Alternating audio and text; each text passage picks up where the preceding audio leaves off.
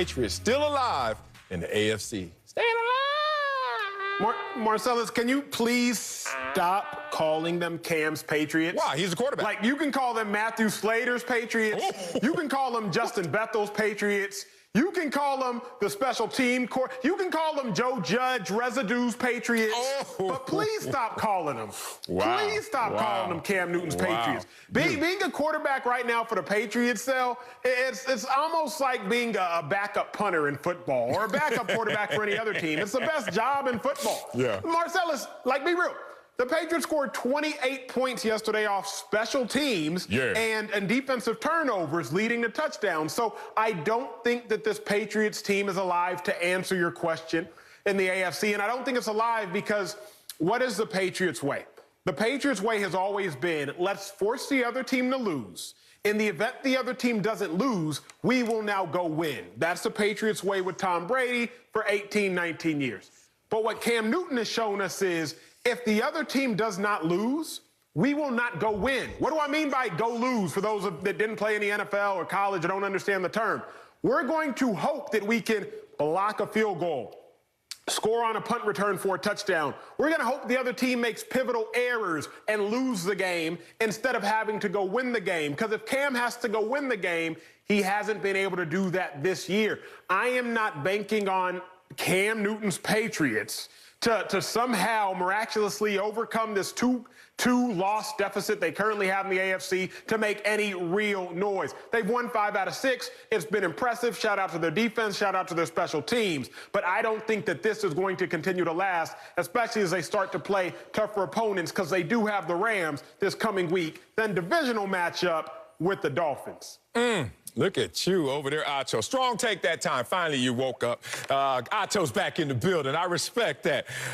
You're just a little off base in terms of what you're saying. Cam's Patriots are certainly alive right now in the AFC, and they're not out of this playoff picture by any regard. Matter of fact, if the Bills were to lose tonight, and don't forget that the 49ers are actually favored in that game over the Bills, they're not just playing for a wild card. They potentially are playing for that division. Don't forget the Bills have the 49ers and Steelers, Patriots, Dolphins. Not the easiest schedule, but we'll see how it all plays out. Why I'm still a buyer of Cam Newton and the Patriots is simple, because they're playing the Patriot way. They're playing complementary football like Bill Belichick likes football played. Think about what that means, the Belichick way. One is all 3 phases integrated into the game plan, interdependent in the game plan. Not this, every time we get the ball in offense, we're just going to score and then leave the defense out there to dry and then see whatever special teams gives us as a bonus. That's how a lot of teams actually play. Not the Patriots. Look at them right now, number 3 in terms of their rushing offense. That's the Patriot way. How about the fact that now they, on third down, are 9th in the NFL? 9th. You say, top 10, so what? What were they last year with Tom Brady, the GOAT? 17th. What? Did they improve on the money down with Cam Newton? Yes, they did, because this is a team that when they take care of the football, they win those games. 4-1 when Cam Newton has no turnovers. And finally, what is the Patriot way in terms of complimentary football? Special teams. And boy, were they special yesterday. 2 touchdowns from them, and they dedicate to that unit. Most teams just say, whoever can't start on offense and start on defense, you're playing special teams. And that's it, and I said it. Not the Patriots. They actually pick players, designate players, as you brought up, Matthew Slater, and about 5 others that are designated for special teams. That's their priority. It's all culminating in a beautiful experience for the Patriots to make this late season run. You know, Acho, I know you didn't think that I watched the show, but I was watching the show, that first segment. And I was watching you go on and on about Baker Mayfield winning games and over 500. You know, the best game that he had played, and he's 21-20 and all of this stuff. And I was thinking, you know, Baker Mayfield wins because the other guys do all of the other stuff. The running game, the defense was playing well. They're having great play calls, and they're setting them up. And, I mean, yesterday he had a great game. The first time he's played that well in a long time. The first time he's played that well this year, but you were ready to anoint him. He's a franchise quarterback or whatever.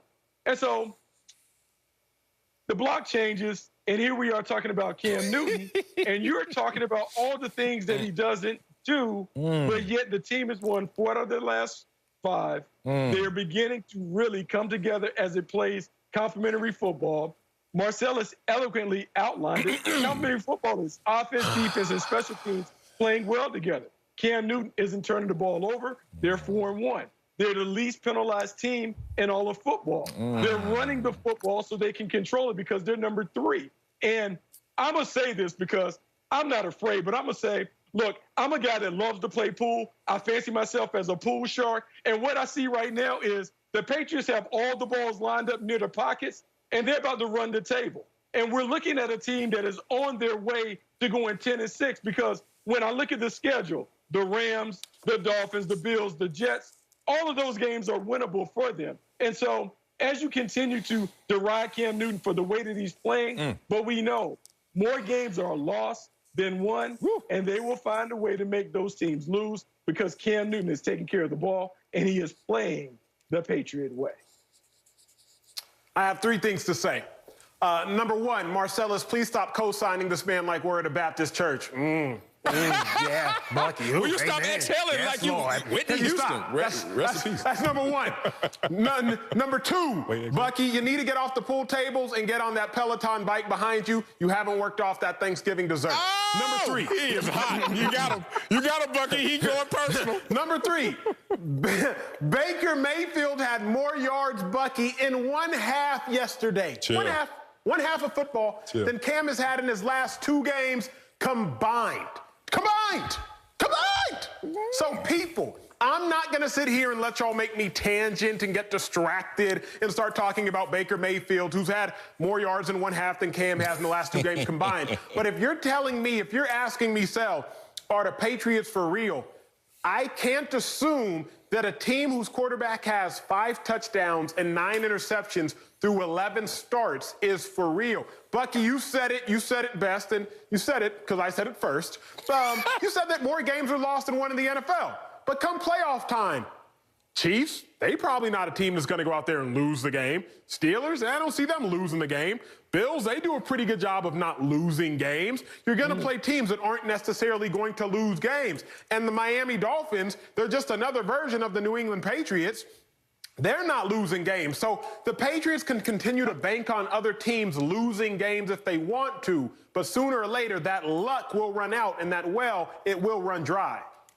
Oh, so here's you took me right to where I wanted to go because you talked about teams not losing games. And what we saw is, I think prior to yesterday's game, I think we were talking about Justin Herbert as if he was Dan Fouts. However, I think Justin Herbert couldn't move the ball on the Patriots, and we talk about the Patriots not being talented. So then when I look at these other quarterbacks that are on the slate, Jared Goff, a week ago, we were talking about Jared Goff slumping in. We just didn't know because he was turning the ball over. Tua Tagovailoa, I think 3 weeks ago, we saw him benched in the middle of a game. And, Josh Allen, like he turns the ball over a lot. And so when we're talking about these games and how teams offer up losses, if Cam Newton just plays steady Eddie ball from the quarterback position, the opposing quarterback, he may be prone to turn it over. And with the Patriots running the ball the way they run the ball and their special teams playing the way that they play, they're going to be in every game. And we have seen them because, remember, they're the boogeyman in that division. They've won it, 19 out of 20 times in the past 2 decades? This is what they do. And so I think all of the pressure on the other teams because they know the Patriots are coming and they know the Patriots have found their identity. And Cam Newton has embraced playing smart football from the pocket. So I'm very confident that the Patriots are going to be there. And you know what? I don't think the Chiefs or the Pittsburgh Steelers really want to see the Patriots if they do get into the postseason. Yeah, man, you got to update your notes, Acho. I told you that in the earlier block, but, you know, it's not working, obviously. You don't follow these teams week by week and ride the waves. You just want to come out with a glowing assessment. You like to come out with your Acho take in the beginning of the year. The Giants are going 2-14, and I said it. Well, how that turned out. Same way it's turning out with these Patriots. You doomed them as well. I don't know, Acho. I remember the 4-game losing streak. Yeah, they turned the ball all over 12 times. 12 times in that 4-game losing streak. I get it.